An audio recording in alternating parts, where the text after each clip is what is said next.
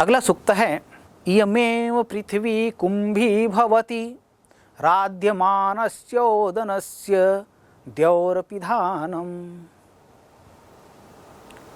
ये सूक्त है, इस सूक्त का हम अन्वय करते हैं। इयमेव, इयम धन, देखिए पहले हम संधि युक्त पद हैं उन संधि पदों को अलग करते हैं। इयम धन एव इति इयमेव।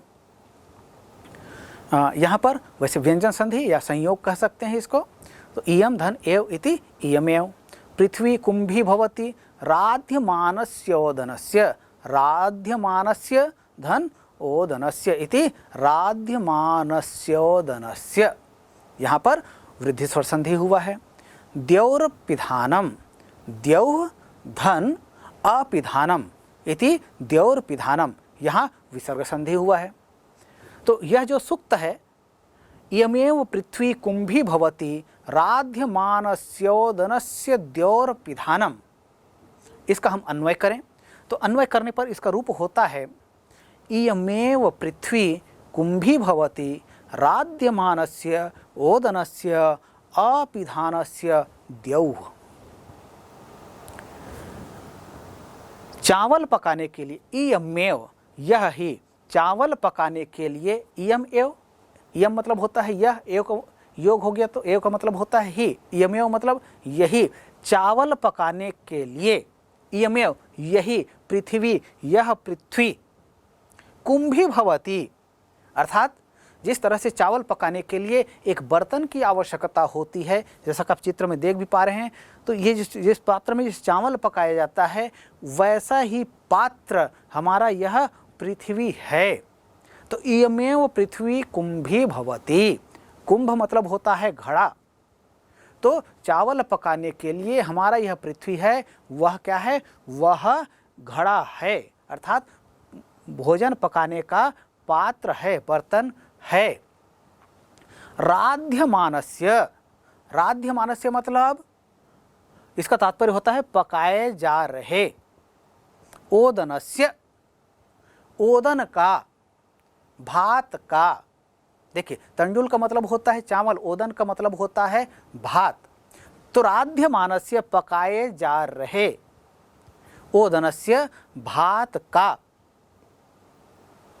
अपिधानम द्यौः, द्यौः मतलब होता है आकाश। तो वो जो द्यौः है ये क्या है, वह अपिधानम है, अर्थात ढक्कन है। जिस तरह से हम भात पकाते हैं एक बर्तन में तब उसके ऊपर एक ढक्कन लगाया जाता है, उसी तरह से इस संपूर्ण ब्रह्मांड में यह पृथ्वी जो है उस भात को पकाने के लिए पृथ्वी जो है बर्तन का रूप है, बर्तन के रूप में है, और पकाए जा रहे भात का ढक्कन का रूप है आकाश। तो आकाश रूपी ढक्कन से जो पृथ्वी रूपी बर्तन में ढका हुआ है जिसमें भात पकाया जा रहा है। हमारा अगला सूक्त है ऋतं हस्तावनेजनं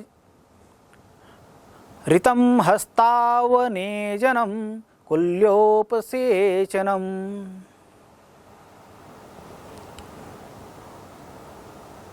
अब यह जो पद है इसमें से कुल्योपसेचनम, कुल्या धन उपसेचनम इति कुल्योपसेचनम, यहाँ गुण स्वर संधि का प्रयोग हुआ।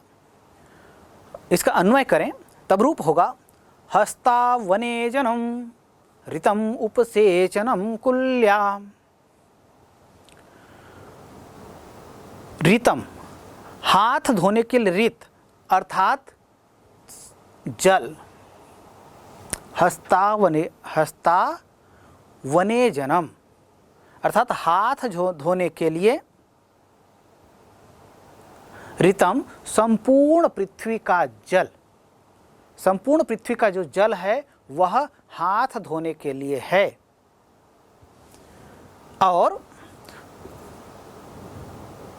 कुल्योपसेचनम, उपसेचनम कुल्या, और धोवन अर्थात हाथ धोने के बाद जो जल गिरता है, जो धरती पर बह जाता है, तो उपसेचनम कुल्या, धोवन अर्थात हाथ धोने के बाद जो जल धरती में गिर जाता है और इधर उधर बहता है, वो है जितने धरती में बहते हुए नदी नाले दिखाई देते हैं, ये सभी क्या हैं?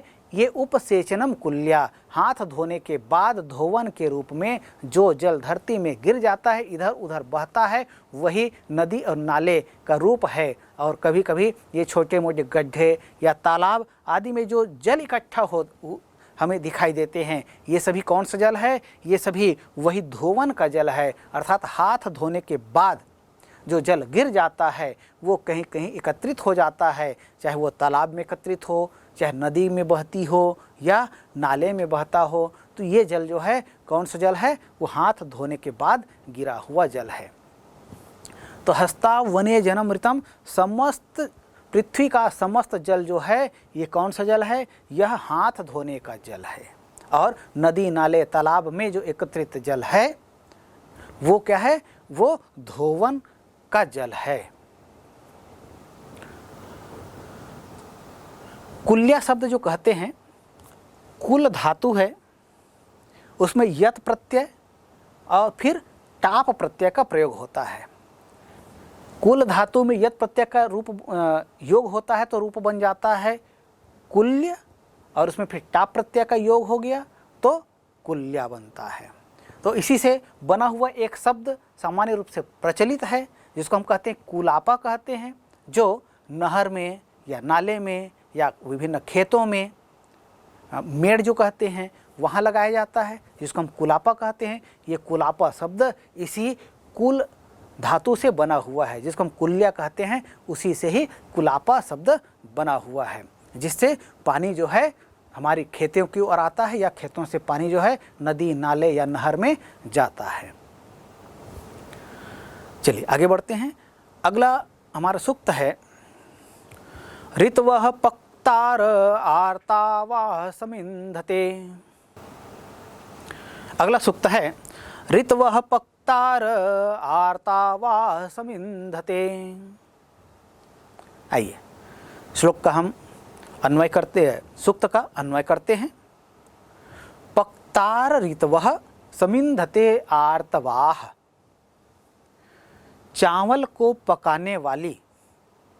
पक्तार, पक्तार किसको बोलते हैं? पक्तार शब्द कैसे बनता है? पक्तार शब्द बनता है पच धातु से। पच धातु में त्रिच प्रत्यय का योग होता है, तब रूप बनता है पक्ता। और इसका फिर पक्ता जो शब्द बन गया, इसका बहुवचन का रूप होता है पक्तारः। जैसे कृ धातु में त्रिच प्रत्यय का योग होता है तो बनता है कर्ता। उसी तरह से पच धातु में अक्त प्रत्यय का योग, त्रिच प्रत्यय का योग होता है, तब रूप बनता है पक्तार, पक्ता, और उसका बहुवचन रूप होता है पक्तारः। तो यहाँ पर यह जो पक्तार केवल दिख रहा है, विसर्ग नहीं दिख रहा है, वो इसलिए क्योंकि इसके पश्चात में, पक्तार के पश्चात में, चाहे सूक्त में आप देखें चाहे अन्वय में देखें, दोनों स्थान पर उसके पश्चात क्या है? स्वर आया है। उस स्वर के कारण से ये जो विसर्ग है वो लोप हो गया है। लोप विसर्ग संधि के अंतर्गत ये आप पढ़ेंगे। तो ऋतवः पक्तारः, तो चावल को पकाने वाली हैं ऋतवः। पक्तारः मतलब पकाने वाली, रसोइया। चावल को पकाने वाली हैं ऋतुएं। कौन कौन सी ऋतुएं? जैसे विभिन्न ऋतुएं होती हैं। मुख्य रूप से हम 3 ऋतुओं को जानते हैं। कौन कौन सी ऋतु? वर्षा ऋतु, शीत ऋतु और ग्रीष्म ऋतु। लेकिन ऋतुएं जो है इसके अंदर हम थोड़ा सा घुसें तो वहाँ पाएंगे ऋतुएं जो है 6 होती हैं, और वे ऋतुएं होती हैं ग्रीष्म ऋतु, वर्षा ऋतु, शरद ऋतु, हेमंत ऋतु, शिशिर ऋतु और वसंत ऋतु। तो ये जो 6 ऋतुएं होती हैं ये क्या हैं? ये पकाने वाली होती हैं। किसको? उस ओदन को, उस चावल को या फसल को पकाने वाली होती हैं। समिन्धते आर्तवाः, और समिन्धते समिधा कहते हैं। तो समिधा हैं, क्या है? समिधा मतलब ईंधन है, ऋतु से संबंधित दिन और रात। समिंधते आर्तवाह, तो ऋतु से संबंधित हैं। चावल को पकाने वाली हैं, चावल को पकाने वाली हैं रसोइया, वे हैं वसंत आदि 6 ऋतुएं। और ईंधन है ऋतु से संबंधित दिन और रात। समिंधते, समिधा कहते हैं ईंधन को। ईंधन क्या है? आर्तवाह, दिन और रात जो है ये ईंधन के रूप में कार्य करते हैं। और ये जो 6 ऋतुएं हैं ये रसोइयाँ हैं। तो इस तरह से पूरी प्रकृति में फसल जो है वो पकता है, चावल जो है पकता है। जो चावल कहा जा रहा है ये पूरे फसल के लिए प्रयुक्त हुआ है। आइए आगे बढ़ते हैं। अगला सूक्त है तस्योदनस्य बृहस्पति शिरो ब्रह्म मुखम। तस्य ओदनस्य इति तस्योदनस्य, यहाँ पर वृद्धि स्वर संधि का प्रयोग हुआ है। तो तस्य ओदनस्य शिरः बृहस्पति मुखम ब्रह्म। शिरो ब्रह्म, तो शिरः धन ब्रह्म इति शिरो ब्रह्म, यहाँ पर विसर्ग संधि का प्रयोग हुआ है। तो तस्य ओदनस्य शिरः बृहस्पतिः मुखम ब्रह्म, ये अन्वय रूप हुआ। आइए इसका अर्थ देखते हैं। तो तस्य ओदनस्य, उस ओदन यानी अर्थात भात का, ओदन मतलब होता है भात। तो तस्य उसका, ओदनस्य ओदन का अर्थात भात का, शिरः, शिरः मतलब होता है सिर या मस्तिष्क या मस्तक, बृहस्पति, तस्य ओदनस्य शिरः बृहस्पति है, उस भात का मस्तक है बृहस्पति, मुखम ब्रह्म, और मुख है ब्रह्म।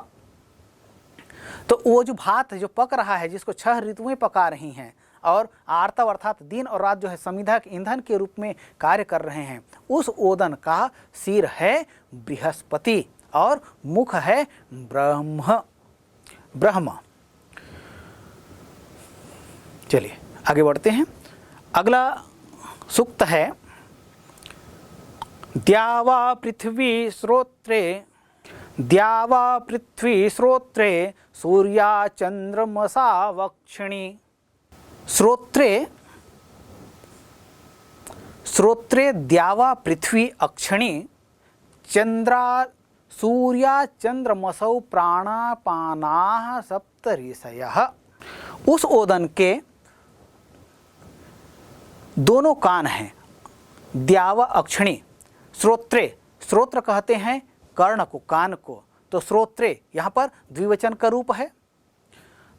तो उस ओदन के, उस भात के 2 कान हैं, श्रोत्रे 2 कान हैं। द्यावा पृथ्वी अर्थात द्यावा, द्यावा अर्थात आकाश, और पृथ्वी, आकाश और पृथ्वी जो है उस भात के 2 कान है। अक्षिणी सूर्या चंद्रमसौ, और सूर्य और चंद्रमा ये दोनों जो है क्या है, ये आंखें हैं। प्राणापानाः सप्त ऋषयः, और प्राण व अपान वायु ये 7 ऋषि हैं। तो श्रोत्रे द्यावा पृथ्वी, उस भात के 2 कान हैं। कौन कौन से? पृथ्वी और आकाश। 2 आँखें हैं। कौन कौन से? सूर्या चंद्रमसौ। प्राणापानाः सप्त ऋषयः, और प्राण और अपान वायु ये 7 ऋषि हैं। चलिए अगला सूक्त है ओदनेन यज्ञवचः सर्वे लोकाः समाप्याः। इसको अन्वय करते हैं। तो यज्ञवचः ओदनेन सर्वे लोकाः समाप्याः। समाप्याः यह जो शब्द बना है, सम उपसर्ग है, आप धातु है, ल्यप प्रत्यय है, और बहुवचन का यह रूप है। तो इस तरह से बनता है समाप्याः, और इसका तात्पर्य होता है प्राप्त करते हैं। आप का मतलब होता है प्राप्त करना। तो सम आप ल्यप बहुवचन का रूप, इसका तात्पर्य हुआ प्राप्त करते हैं।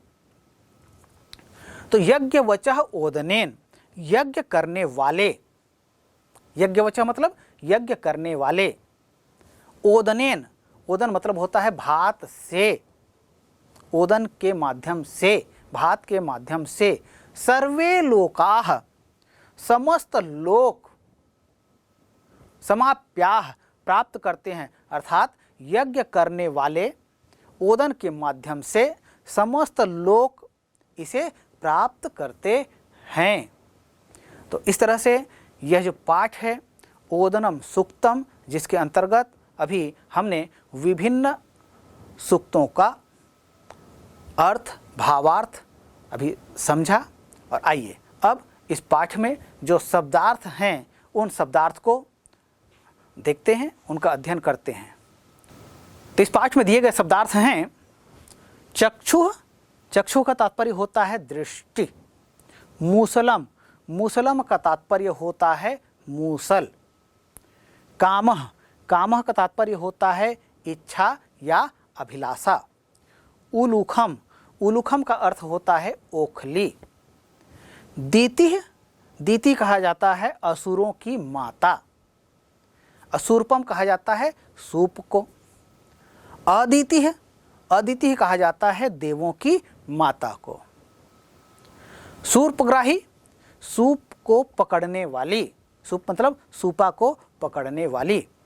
अपानविक, इसका तात्पर्य होता है भूसे को अलग करने वाला। तंडुलाह, तंडुलाह का तात्पर्य होता है चावल।